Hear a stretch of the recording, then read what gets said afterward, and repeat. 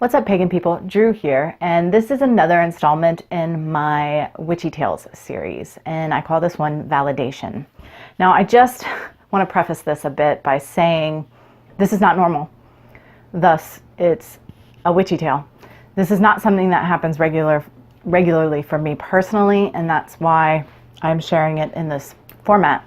I consider myself to be intuitive and empathic, and I am very tightly and closely linked with my higher guidance, my primary guide, my higher I am presence, however you want to label that. But having said that, I don't sit around asking for messages a lot, so I don't get messages a lot. And honestly, even when I do, years ago, I had a couple friends who wanted me to do the whole psychic hotline kind of thing and do readings, because I do intuitively read tarot. And a lot comes through my guidance. I get messages and information that way. I just said I don't get messages, different kind of message. I get information and basic little bits and pieces that way. And I can go deeper on occasion if asked to by the querent, by whomever I'm reading for. But getting back on topic, I refused the offer. I didn't want to do it. And my main reasoning, and I told them, and I'll tell anyone, is that my higher guidance is just that, it's higher. And it doesn't mean that it's better. Actually, it's really frustrating, because if someone comes to me and they ask me, a woman, for instance, comes to me and says, is my husband cheating on me? I have friends who are psychic or intuitive or whatnot who would be able to say yay or nay. I can't. I will check in, and my guidance, I know what it's going to say. My guidance is going to say, it doesn't matter if your husband is cheating on you. What matters is why you believe your husband is cheating on you. What is it within you that you need to fix so that you can trust your husband?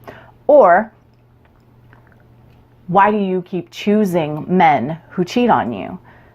What is it within you that you need to fix so that you no longer choose men who cheat on you? Blah, blah, blah, blah, blah. Like, what is the bigger picture, the higher message, the higher lesson? That's where my guidance goes. And that's lovely, but in real mundane terms, if you want to know if your spouse is cheating on you, you're not, in that moment, you don't care about what the higher lesson is. You want to know if your spouse is cheating on you. And I'm just not going to really get that kind of response. So I'm not really into doing that sort of psychic reading for people, really. Unless they understand that I'm coming from this higher perspective beforehand. Having said all that, that's why this experience was so shocking. And I don't even know what it was. It was very shocking, and it was very validating also, which is why I'm calling it validation. Okay. I used to meet years ago with a group of like-minded individuals. There were people in the group who were witches like myself, and there were people in the group who were not witches at all. Maybe on a pagan path, but not practicing witches, and then people who didn't identify as pagan at all, who would fall more into a light worker category. We would get together and we would take turns sort of leading the group within a discussion, maybe teaching, doing crystal grids and crystal healing and chakra balancing and, just anything that we wanted to do really, or talk about. Channeling. One of the sort of founding member was a medium, so things to do with spirit contact, that kind of thing. Just whatever. And we would have a spiritual play date, and it was a group. There were some core individuals. Lots of people would come and go in and out, so it could be fairly good size at any given time. And I don't even remember what we had discussed. I think we might have been playing with psychometry that day. I can't say for sure, but at the end of what we were doing, we had scheduled, we decided to all break off into groups and sort of just open up and see if we received any information, psychic, intuitive, spirit messages, whatever, and to just sort of get into a space in a group of 2 or 3 at most individuals and give each other readings, if you will. And the reason we did this is because there were varying degrees of adept in the group, if you will. And I don't mean people were better than others necessarily, it's just like different levels of openness. Like there were people in the group who were like, oh, you know, I'm like, okay, one is I'm a medium, and then there's me. I'm really in touch with my higher guidance and I'm intuitive. And then there were other people who were like, yeah, no, I can't do anything. And we're like, no, you can do something. So, you know, there were all these different levels of immersion and ability and belief in our own abilities and openness to all of these things that we would talk about and study and what have you. So I broke off with a lovely woman. I'm not going to name her name because I haven't discussed this with her. So she actually lives in the same neighborhood as me. She's a sweetheart. And I'm just going to call her R. So I broke off with R. And R was one of those people who's like, I can't do anything. And I don't remember who went first, me or her. And I'm not going to specifically get into what she said to me, but I'm going to talk about what I got for her and what ended up happening, because it was very, again, it was shocking and validating for me. So I took some deep breaths and I got into this space and I connected with my guide. And I called him and I asked him if there was anything she needed to know, anything that Spirit needed her to know. And all of a sudden, something else that doesn't happen to me often, but does occasionally,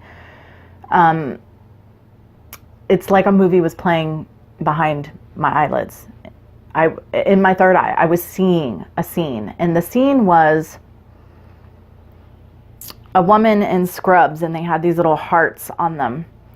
And a man was hurting her. He was attacking her. He wanted to do her harm. And I took some deep breaths because it upset me. And I didn't want to just... So I took some deep breaths and I asked for more information. And my guidance, the way it works is information is just dropped into my head or I get feelings. And I had the distinct feeling that this individual had been watching her, was watching her and wanted to harm her. That's what it felt like to me. And so, you know, I'm like, okay, you know, I just tried to, you know, I'm like, this is kind of, you know, let's not freak out. This is kind of shocking what I'm about to say, and I explained to her exactly what I had saw and felt. And she was like, I just wore my heart scrubs today. She worked in a doctor's office. And it's a small place that was off to the side of a plaza that had like some little shops in it. There was a little gym, a drugstore, and at the end there was a Chinese restaurant. I say was, all the stuff is still here. She would leave the office very late at night, like 11 o'clock at night, and people were always warning her to be careful and to watch herself and blah, blah, blah. And I really didn't even know all that going in. I knew that I had an idea of what she did for work, but we really didn't talk about that kind of thing. So I didn't learn this stuff until I said what I said to her, and then following that. So, you know, whatever. I honestly didn't think anything of it. But a couple weeks later, maybe a month at most, the woman who led the group came into the store, the medium, and she was talking to me. And I told her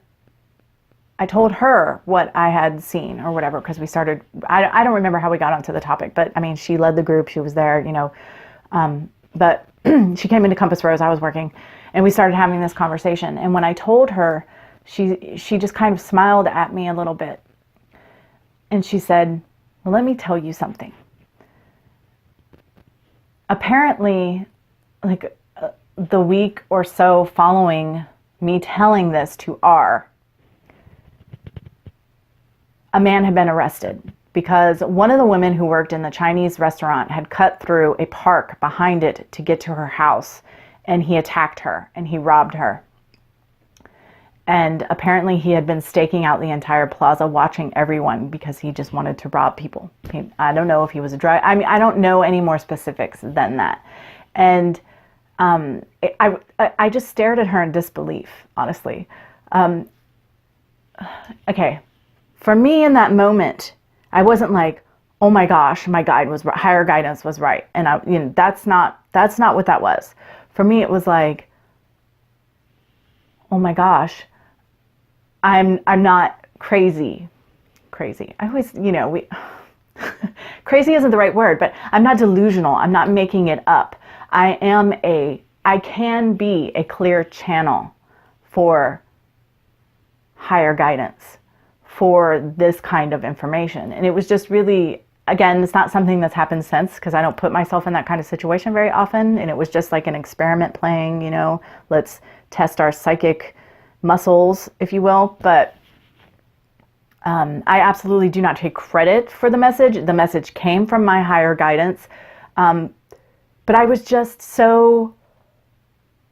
I overjoyed almost at the fact that I had interpreted the message properly, and that I had understood what was given to me, and that I had interpreted it accurately, is really what it was about. That really blew me away and just made my day. So it's kind of a silly, small little thing, but yeah, I tapped into higher guidance and was able to give a message to someone whom I adore that they needed to be careful because something was going on, and something was going on. You don't always get that validation. So it was very powerful for me. And we don't get together in that group anymore for a lot of reasons. So I don't do that kind of play very much anymore, but I suppose I should. I do still get together with people who were members of the group. I love them. And maybe we should be doing more of that kind of play. I don't know. But anyway, that's my story of validation. Thanks for listening, guys. Sorry it was kind of rambly.